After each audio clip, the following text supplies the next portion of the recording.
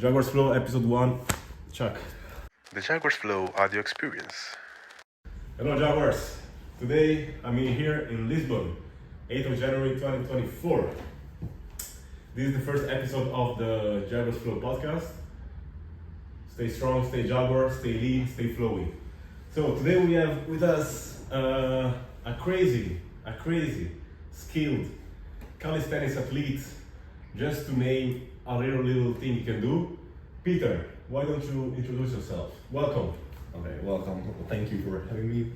So my name is Peter, as you introduced me. And I started doing calisthenics maybe when I was in 9th grade. I was like 16 to 15 years old. How old are you now? Now I'm 20 years old. 20 years old? Oh, young, don't breathe. So you started when you were around 15? When I was around 15, I that was the first time I was starting, like before that I was more like a runner. I went running, and I also took swimming lessons. Mm-hmm. And when I started high school, when I was 15, I started going to these outside fitness parks, doing pull-ups, push-ups, squats, all this kind of stuff. And my dream was always to be able to do a front lever and a one-handed pull-up. These were my dreams that I thought that I would never accomplish. And did you accomplish them? Yeah, actually 2 years ago was the first time I did a front lever. Oh, okay. It was really a surprise because it just kind of happened out of nowhere. Not because I didn't train, I just wasn't focused on it. I trained different parts of calisthenics. Like I was doing weighted pull-ups for 1 year before that. So 1 year went by without me trying to do a front lever and just doing weighted pull-ups. And suddenly it came to my mind that actually I once wanted to be able to do a front lever, and I tried it, and suddenly I got it. It was like such a magical moment. Yeah. Okay, there is like I think a Chinese saying that the more you try, the least you achieve, and the least you try, the more you achieve. Oh, I really like this quote. Yeah. I think that's actually what you described. Yeah, because I remember that before that year I was like doing my best. I was training every day to try to do the front lever. I even bought these elastic bands. Yeah. I tried it one leg, but I never was able to hold it. And probably from doing weighted pull-ups, it trained such parts of my back that I didn't felt before. And so how old were you when you started? When you were 15, right? Taking it seriously already? So like how many times you were doing it per week? Yeah, but in the beginning I did it like in a really just an introduction. Stupid way. Like in terms of, like I was really serious about it, like way too serious about it, and I didn't know the importance of rest. For example, like I went every single day when I was able. I went every single day doing calisthenics. I even had like sore muscles, but I thought that my muscles are sore, but it will be like good. You have to like if you just push it through. If you're doing training while you have sore muscles, it will just do even better. And there were even days where I went before school and after school. I was like really stupid, and I did. Maybe that was also another reason that I didn't progress in my early days of calisthenics. And how important was it? Like you were doing these trainings alone? You had like a friend? How was it important to train with a group or alone? Like what's the balance? At first, I think I always had some calisthenic gym bros that came with me sometimes. Like here in Lisbon, it's so great that I always find someone. And it's really funny because before I came to Lisbon, in Hungary I was like thinking, it would be really awesome to find someone to do calisthenics here in Lisbon. And then suddenly Focado appears and bro, let's do calisthenics. Let's do calisthenics. So throughout the years there was always someone to go with, but of course it's never a good way to rely on that person too much, because if you think that I do calisthenics with this person, oftentimes what happens is that if your friend declines a training session because he's tired, because he has something else to do, you will say that he's my gym bro, I can't go training without him. In the early days it happened sometimes. I had a gym bro and he declined, and then I didn't end up going training. So at some point it came a change, and then I was rather training alone. And when there was a lifting buddy, he was more like just lifting buddy coming along, but he wasn't part of the training. So. I can relate to this because when I was 15, my first sport was basketball, and I really fell in love with this, and that's where my main growth okay, like I remember I always wanted to train, and I was asking my friends from basketball, hey, you want to come train? And I remember clearly, like, because in the summer they were saying, oh no, it's too hot, my mother didn't want me to go outside. In the winter, oh no, it's too cold, I can't, it's too cold. And they're just like fucking excuses. And that made me understand, like just what you said, that it's your journey, and like you are responsible for your growth. Fuck other people, of course, but also, of course, on the other side, it's for me, it's really motivating to go, for example, like you, that in this case you're way better than me at calisthenics, so you can show me the proper technique. But also, if I was better than you, like you were just starting out, it's always nice to have like a gym buddy, like a gym bro, like to motivate each other, you know. Of course, like having someone training with you side by side, I think the training will be double as good as you would do it alone. Because if you're alone, you're tired, like lazy, no one is there to push you, no one is there to tell you, okay, you should do another set. So yeah, of course it has its pros and cons, but on the long run, I think it's better to be in the mindset of you training alone. Of course it's better to have a training buddy, but having the mindset that you're training alone and not with a training partner, I think that's what comes down, and that's what makes consistency work. I agree. And do you have like a take also on gym? Have you gone to the gym, or you're more like a street workout? Yeah. There are always periods in my life where I consider myself more of a person who is into calisthenics and also into the gym. Right now, for the last 2 months, I only did calisthenics. Yeah. Because I don't have a membership right now, and I don't even mind it. Before that, in Hungary, I was going to the gym like for 2 years in a row. Of course, there I was also doing calisthenics movements. Like whenever I did a push-pull leg split, and on every pull day, I always started with calisthenics, like muscle ups, front lever practice, and all these other stuff. All right. So, and how much do you weigh? How much I weigh? Yeah. It's actually a really tricky question, because I only have the last time I weighed myself was in Hungary, and back then I was 85. 85. And I'm really looking forward to go back home and weigh myself again. And how tall are you? Because otherwise there's no scale. Yeah, right? So I'm 192. Wow, 192 centimeters. You never tried basketball? I tried sometimes, but I suck at it. So I realized that I still have potential. Yeah, I still have potential. Like good potential. Yeah. Okay, what's your Instagram so people can follow you and like?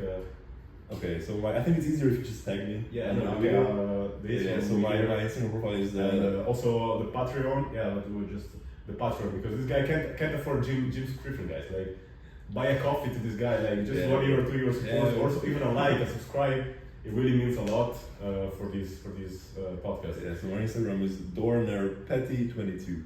Alright, thanks a lot. And apart from calisthenics, like, do you think calisthenics is like a point of arrive, a destination, or is just like a journey for, I don't know, other practices like, I don't know, martial arts or dancing? What's the main point of calisthenics actually? I don't think you can translate calisthenics to any martial art or dancing, apart from maybe, of course, the aesthetics, the endurance. Like, of course, if you but the calisthenics movements, like I can't see myself using the benefits of a front lever while dancing or while having martial art. Maybe just the endurance that you get from calisthenics, the power that you get from calisthenics. That, of course, you can use in other sports, martial arts, dancing. But yeah, other than that, do you think it's a completely different movement? Yeah, but how does this translate? Like, because it's always like movement, fitness. It's always like getting your body better, your mind better. Do you think calisthenics is more like a mental or a physical challenge? Both for sure. For example, last time we did calisthenics, I asked Gianluigi how many pull-ups I'm supposed to start with, and he said 12. I was like, okay, let's do 12. And I remember that when I was doing my 11th pull-up, I was like, oh, damn, I'm not sure if I will be able to do the 12th one. And I did the 12th one, and then I was like, okay, that's finished. And I'm pretty sure that if he had said that, Peter, do 15 or 16, I think I would have been able to do 15 or 16. So it really is like a mind and physical thing. Yeah, that's for sure. And I mean, okay, guys, maybe you're watching this and I say, fuck, I never started calisthenics. I saw some comments on YouTube already. I can't even get myself off the bar. What's your number one advice if someone needs to start calisthenics today? Like, what should they focus on in their first week, first month? Calisthenics, okay. So, I think the basics. Like, do a proper pull-up, do a proper push-up, and be able to do a proper squat. I think if... Yeah, I mean, a squat is really easy. Pull-up, for example, when I started, I really couldn't do a pull-up. I think there are some people who think that they are able to do a nice squat, but they actually can't. Also, just a body weight. Yeah, and it is the same with the push-up, and it's the same with the pull-up. Like, there is a huge difference between pull-up and pull-up, you know. Yeah. Yeah, get the basics down. If you can do a pull-up on your own, ask a friend to help. Do negative pull-ups. True. These kinds of stuff. Okay, and so right now you can do a one-arm pull-up. You can do. Yes, that's my biggest achievement. That's what I'm most proud of. I mean, what's next, bro, for you? Because What's next? Like in my calisthenics career? Yeah. Bro, maybe one arm muscle up, bro. I don't know. Okay. You didn't think about it? Or I actually didn't like. Calisthenics was always just. For me, it was always, for some reason, it's always about the front lever and the one arm pull up. And after I finished those, I kind of felt like, okay, that was calisthenics for me. And then, since I'm more into bodybuilding right now, my goals are more with bodybuilding. I'm not sure if I will continue the skills. The skills, and maybe I will like further develop them, like not doing one but two one arm pull ups. But who knows? Like it was always. Calisthenics was always like a thing that was always in my life. Sometimes more in the background, sometimes it came more to the front. Yeah. So, you're kind of done with the skills. But so how do you train for bodybuilding? The ones that I dreamed of, yeah. How do you train for bodybuilding? It's more gym, or you can do bodybuilding while doing calisthenics? Of course, you can like do. I do more of a hybrid training. Like there are movements in calisthenics that I can absolutely translate to bodybuilding. For example, when I train my biceps, my number one favorite exercise for biceps growth are chin-ups. I think many people who undervalue the power of chin-ups. Like if you look at a gymnast, an Olympic gymnast, look at his biceps. Like the biceps of Olympic gymnasts are huge. Yeah. And it's just from no the bar. wonder. Yeah, it's coming from the bar. And did you have like a big inspiration of yours when starting out? So, do you have an inspiration when you started out, or right now you have an inspiration? When I started out. Like we are talking about calisthenics right now, right? Yeah. Okay, so in calisthenics, there was a celebrity called Frank Monderano, maybe. Okay. I don't know if you know it. It's a bald guy. He's like super. He has a really amazing physique. He's super dry, and he was 10 years ago. He was like super into calisthenics, and still is like a big name in the industry. And there was also a guy in my high school. He was also called Peter, and he was the son of my chemistry teacher, and he was crazy. Like he could do all the tricks, and every time when I went to a PE lesson, he was there training on his own, doing his tricks for days. It was awesome, and I even got friends with him, and he even like told me some tips to improve. Yeah. Okay, cool. And he was older than you, or is your age? He was older than me. A couple of years. Yeah, I think he was like 3 grades above of me. So yeah. Okay, 3 years more. Okay, cool. So how many push-ups can you do in a row? In a row. Well, you don't need to show. Just okay, your personal record. I like if we are talking about clean, and imagine down, like you're up, down, up, without stop in the same rhythm. I think it would be like 60. Okay. Like, I don't say as fast as you can because of course it's a tricky question, but like imagine you're like a party, like a college party, and like there's a fucking push-up contest going on, you drank 2 years, everyone is pumped up, the music is going, like really, how many, and everyone is watching you, like, and how really many can you do? I think you can do more than 60, bro. Like, if I'm like totally rested, in like the best shape, I'm fed enough before the party. And if I have enough time, I can rest between sets, like without putting my legs down, and it's like a party situation. Yeah, I would say like 90. Let's say 90. Yeah. Okay, this guy's humble. This guy's being humble. Okay. 90. Well, still it's quite a big number.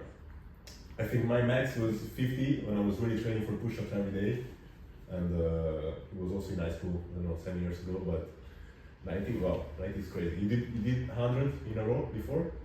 Yes, but I think in a party situation I wouldn't rest as much as like if we are talking about that just doing push-ups at home without stopping, so without putting my knees down the floor, I think I would be able to do even above 100.